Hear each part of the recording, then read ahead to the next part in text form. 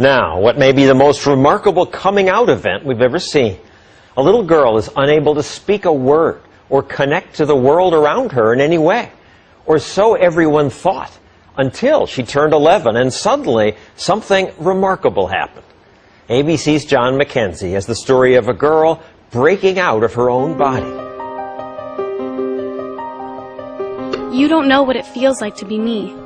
When you can't sit still because your legs feel like they're on fire, or it feels like 100 ants are crawling up your arms. How is it that these powerful words came out of this flailing body? People look at me and assume I am dumb, because I can't talk. Something extraordinary happened to this 14-year-old who was written off as mentally deficient, something that may help unlock the mysteries of a baffling disorder. What do I want? I want to be like every other kid, but I can't, because I am Carly. Born in Toronto, Canada, Carly Fleischman was 2 years old when it became clear she was not keeping up with her twin sister Tara. When you're told your child is going to be developmentally delayed, that they might achieve the developmental level of a 6-year-old, it's like being kicked in the gut. When Arthur Fleischman and his wife Tammy learned the diagnosis was autism, they expected the worst, that the twins were headed in different directions. And how bad did it get for Carly, those first few years? Awful. Part of her delays prevented her from walking, from sitting up.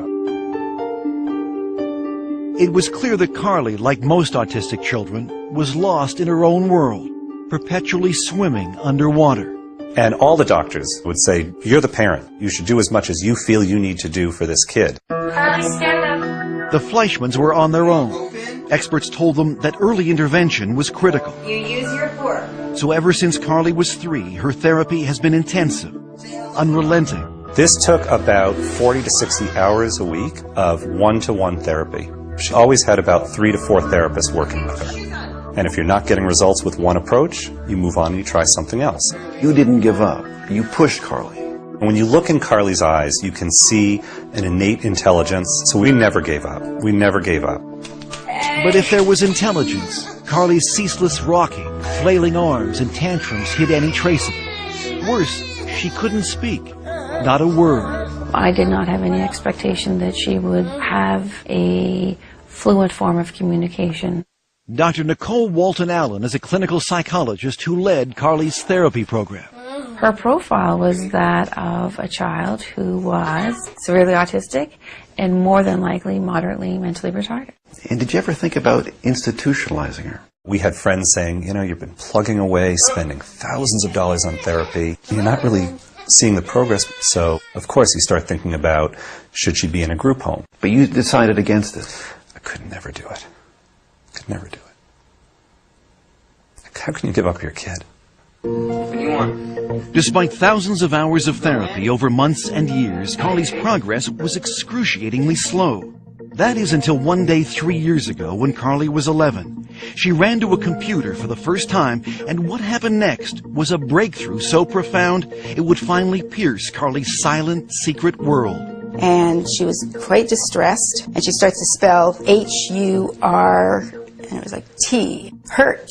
And then a little bit later on, she spells H-E-L, and we kind of pushed her to finish, and she puts P, so she spells help. Afterwards, she sort of got up, went behind the couch, and she threw up. What are you cheering? Barbara Fenton Nash is one of Carly's longtime therapists. So what did this tell you? It told us that there was a lot more going on there than we knew. And to us, that was a breakthrough moment because we hadn't specifically taught her the words. And at first, we didn't believe it. Knowing this child for 10 years and never seeing her write a thing, of course you're going to be skeptical.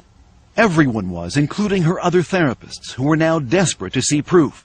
But Carly refused to type, exhibiting the same hysterical behavior that led experts to label her as mentally retarded.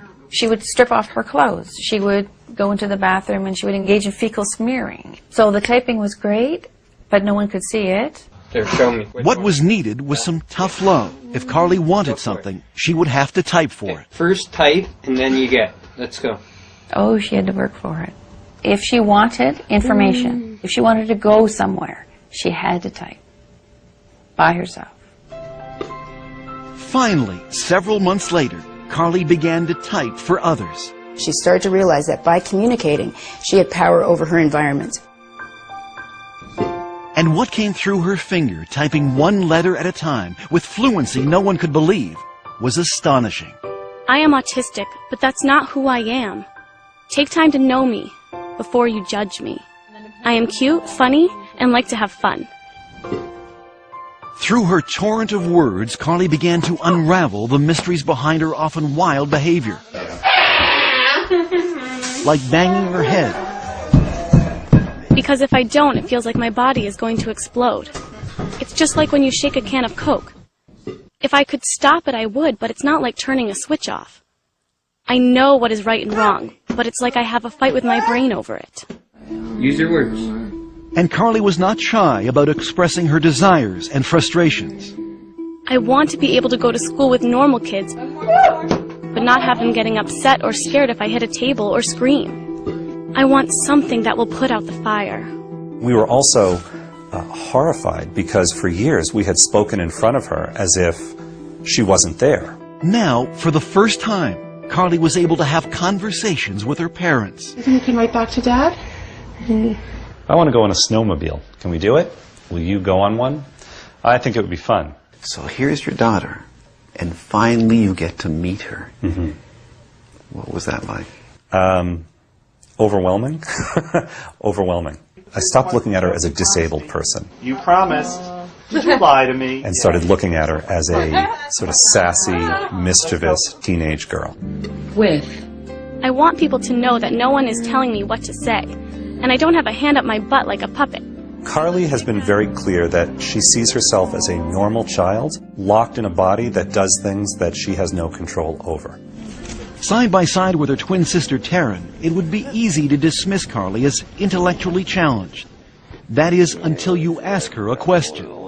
Carly, why do autistic kids cover their ears, flap their hands, hum, and rock? It's a way for us to drown out all sensory input that overloads us all at once. We create output to block out input. Carly's brain, unlike most people's, is overwhelmed by the senses of sight and sound, taste and smell. Our brains are wired differently. We take in many sounds and conversations at once. I take over 1,000 pictures of a person's face when I look at them. That's why we have a hard time looking at people. The one thing she can control is when and where she'll type. So this is John. This is John. And usually she needs to be motivated. Finish up. You're doing great. When I tried making conversation with Carly, she would not type back. I'll tell you anything you want to know. Her finger hovering over the keys for hours, until I brought up my teenage son. He wants to play football. Now she's smiling. It's going to be something funny. Are you embarrassed? Come on, we want to hear what you have to say. Yes, I guess he's cute. 2 years that we've been communicating, and every time she writes something, there's a little bit of that sense of awe. The room resembled a ship's cabin. Its walls Dear made of Dad, wooden laths I love when you read to covered me, by many coats and I of love that you believe in me. I know I'm not the easiest kid in the world. Give me a kiss. However, you are always there for me, holding my hand and picking me up. I love you. I'll go through many sleepless nights to hear that. I'll spend every penny we have to hear that. Was there one writing in particular that left a lump in your throat? In this writing where she says, "You've never been in my body. I wish for one day you could be in my body."